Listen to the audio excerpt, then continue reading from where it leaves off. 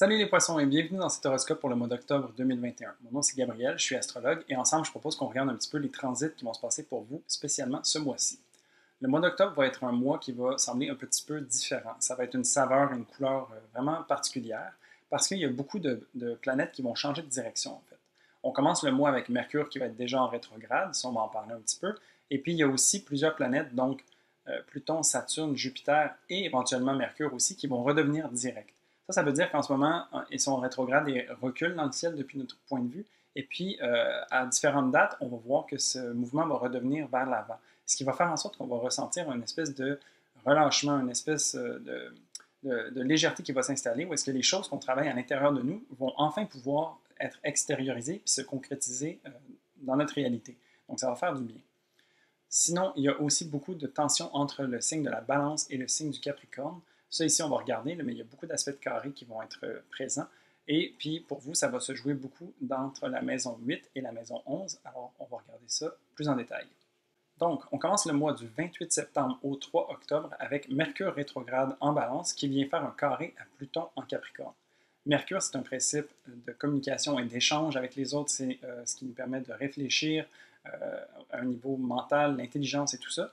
Et dans le signe de la balance, c'est très tourné vers l'autre. Donc, c'est très focusé sur les échanges et puis la communication, donc avec l'autre.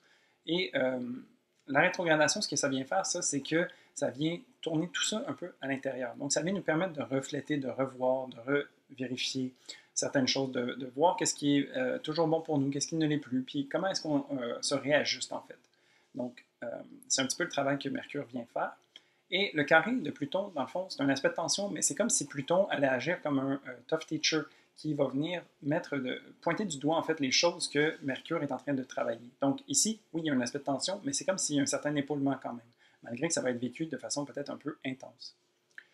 Pluton en Capricorne a cette capacité d'aller travailler un peu en profondeur à tout ce qui touche la structure ou les fondements sur lesquels on se base pour pouvoir permettre de transformer ces choses-là. Donc, on peut s'imaginer que Mercure est un petit peu plus en surface, et puis Pluton va venir toucher en fait sur quoi Mercure est en train d'œuvrer, sur quoi est posé Mercure. Pour vous, ça se joue entre la maison 8 et la maison 11. Donc, Mercure en balance, pour vous, maison 8, parle de transformation déjà, tu sais, donc il y a un certain mouvement qui s'opère, ou est-ce qu'il y a ce qu'on pourrait appeler une mort-renaissance. Tu sais, dans le fond, il y a certaines choses déjà qui sont en train de se terminer et d'autres qui sont en train de naître. Donc, il y a vraiment ce travail-là qui est en train de s'opérer. Et puis, aussi Pluton, donc, qui se trouve en maison 11, va toucher un peu à vos aspirations et à vos rêves. Et donc, va vous amener à embrasser ces transformations et va vous permettre, justement, en mettant la focale et en mettant l'emphase sur ces choses-là, de pouvoir les adresser pour vous en libérer et vous permettre de vous diriger plus adéquatement vers ce qui vous donne vraiment envie.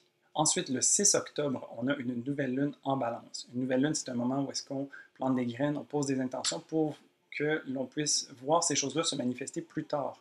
Et donc, dans l'énergie de la balance, c'est comment est-ce qu'on peut trouver une certaine justesse, un certain équilibre, une harmonie, s'entourer de beau. Il y a vraiment cette énergie un peu plus douce avec la balance. Et donc, pour vous, ça se passe en maison 8. Alors, cette idée de transformation qui revient encore. Qu'est-ce que vous avez envie de nouveau dans votre vie?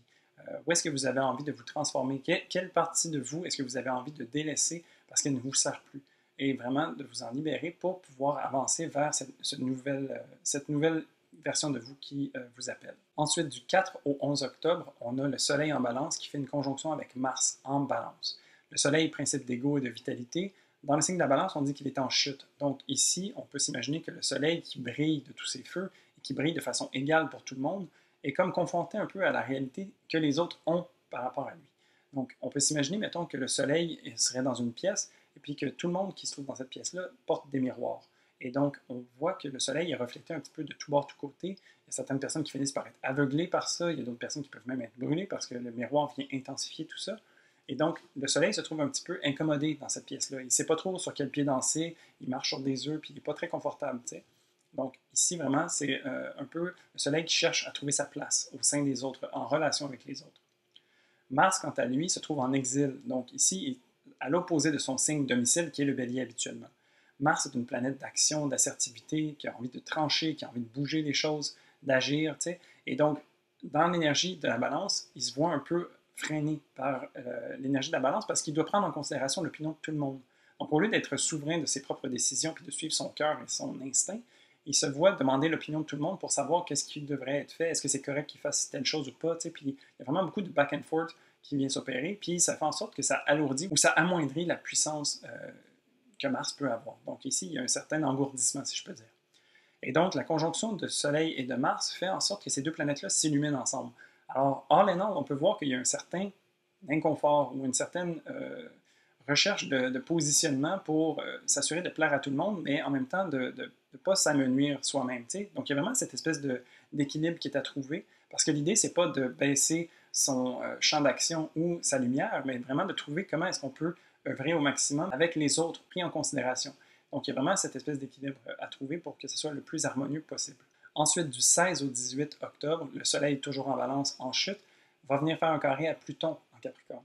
Donc, Pluton en Capricorne qui fait le même genre de travail que ce qu'il a fait avec Mercure au début du mois, ici, va venir voir ce que le Soleil est en train de faire, puis il va dire OK, mais il y a des choses qui ont besoin d'être transformées, il y a des peurs qui t'habitent toujours et qui te bloquent, en fait, dans ta pleine expression de toi-même.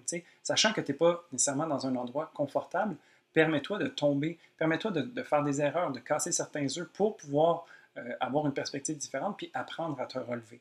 Donc ici, c'est un petit peu ça que le travail Alors ici, c'est un petit peu ça le travail que Pluton va venir faire. Il va venir mettre le doigt sur les bobos, va venir travailler sur la structure sur laquelle le Soleil est en train d'essayer de danser, et puis va le faire tomber vraiment. C'est cette idée du Soleil en chute qui tombe pour apprendre à se relever.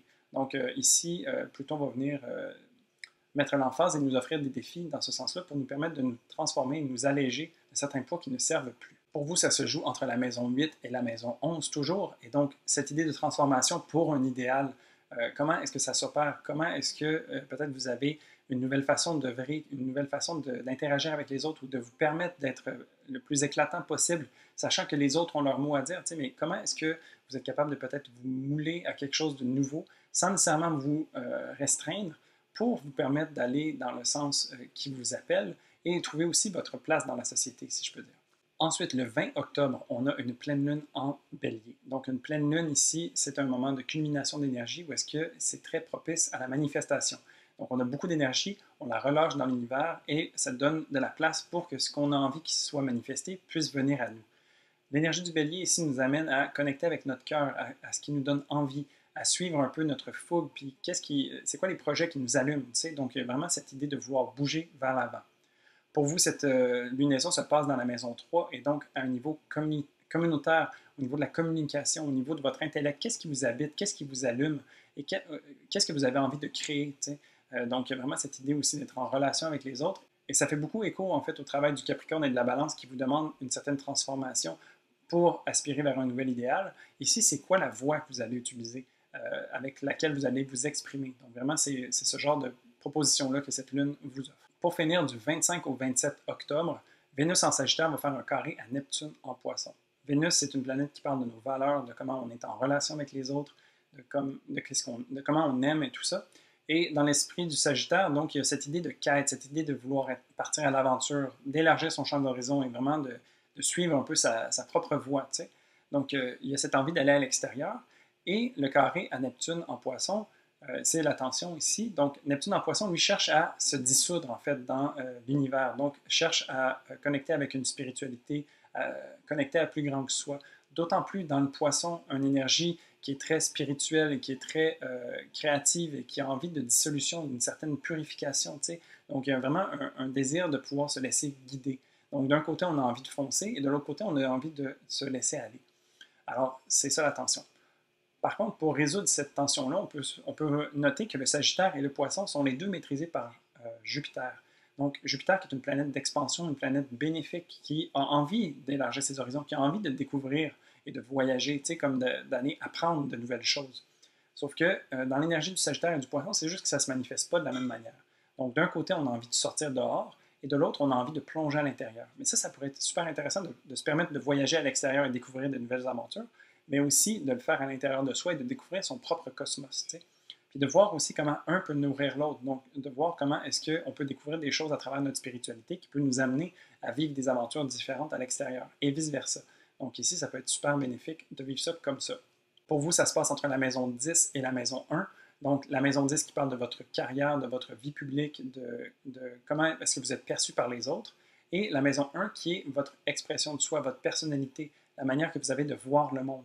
Et donc ici, c'est vraiment cette idée de savoir un peu comment est-ce que vous avez envie de connecter à travers la spiritualité votre image publique et votre image personnelle, votre vision du monde. Donc ici, c'est vraiment ce genre de travail-là qui va s'opérer pour vous. Et donc voilà, ça fait le tour du mois d'octobre pour vous. Comme je disais, un mois qui va sans doute avoir une tonalité différente, mais qui va nous offrir beaucoup d'opportunités de transformation, spécialement pour vous à cause de la maison 8. Et donc, ça va être vraiment un mois qui va nous amener beaucoup de défis, mais de défis qui vont être importants pour la suite des choses. Sinon, je peux vous laisser sur une petite note de porter attention particulière à Vénus, parce qu'on a beaucoup parlé de la balance ici, et puis Vénus est le maître de la balance. Donc, à chaque fois que la balance est activée, même si Vénus ne s'y trouve pas, c'est comme si elle prenait un peu de cette énergie-là par la bande. Et donc, ça serait de porter attention à où est-ce que Vénus se trouve dans votre carte et où est-ce qu'elle se trouve dans le ciel pour être capable de la nourrir au mieux possible et vous permettre aussi de vivre ces transits-là de façon le plus agréable possible. Parce qu'il y a beaucoup d'actions qui vont être portées vers cette Vénus-là, spécialement pendant le mois d'octobre, mais aussi pendant les mois à venir. Et donc voilà, ça fait le tour du mois d'octobre pour vous. Je vous souhaite un super beau mois et puis je vous dis à la prochaine pour un prochain horoscope. Salut!